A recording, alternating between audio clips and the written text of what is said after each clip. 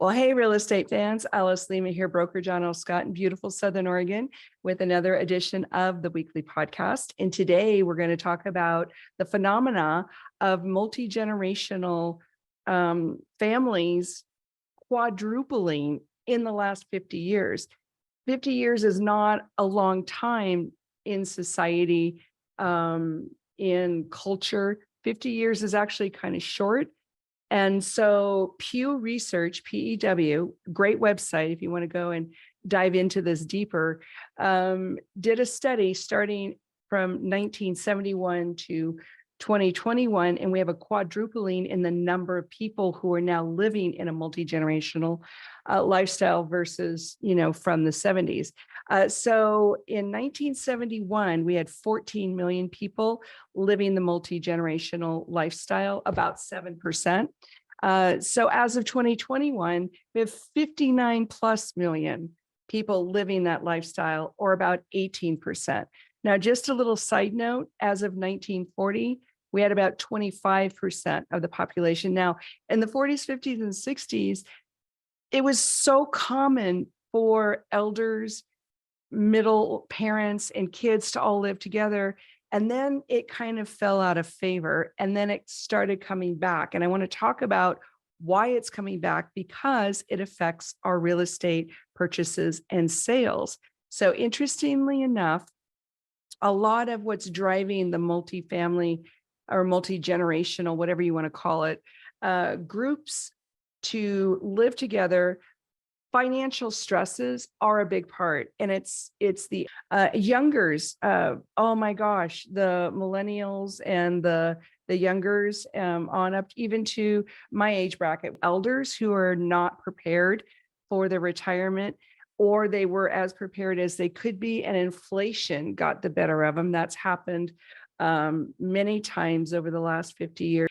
The other driving force is just a different approach to aging, and almost going back to the 40s and 50s, where living together is a cultural experience, and people wanting to be together to just enjoy each other's company and to enjoy what benefit each generation can bring, because it's fun, and there's a certain amount of health in that kind of lifestyle.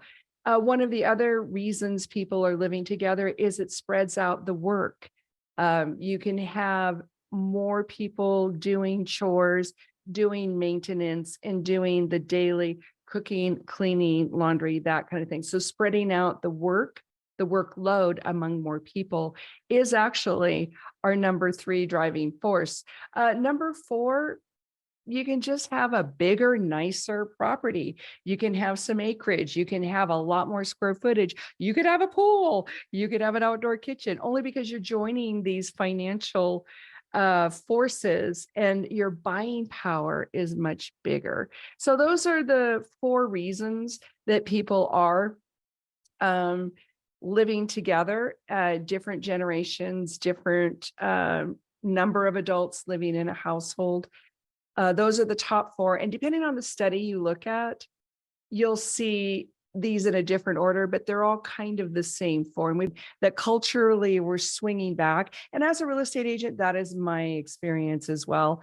And I personally have lived this lifestyle with some of my family members, and it was beneficial. We were doing it because of the elder needing care, but I think there's a lot of benefit to living with different age adults. So before we wrap up, I do want to just have a couple of tidbits that I thought were interesting. Men and women are about equal living in these households, but men are more likely to do so if they're younger, like under 40. It's more common, and women is more likely to live in that arrangement if they're 40 and older. I just thought that was an interesting tidbit. And then lastly, just to technically define what we're talking about when we say multi-generational households, it's 2 or more adults, mainly ages 25 or older, living with other adults that are of different ages, two or more adults. And then if you have a grandparent living with a grandchild and they're adults, they call that the skipped generation. So just some technical terms, but very interesting study by Pew Research. And it's validating what I'm seeing out in the field, just buying and selling, helping people buy and sell property. So if you're interested in talking more about this for your family or your group, because it's not always people that are related, we have many, many people that are either friends or coworkers or extended family discussing these kinds of living arrangements. And I think they can be very beneficial. There are some pitfalls. We should talk about that. But give me a call, give me a text, and we'll sort it out for your situation. My number is 541-301-7980. That's 541-301-7980. Multi-generational households. Could it be for you? Maybe yes, maybe no, but let's chat about it. In the meantime, have a great week. Hug those you love, and we'll see you again next time.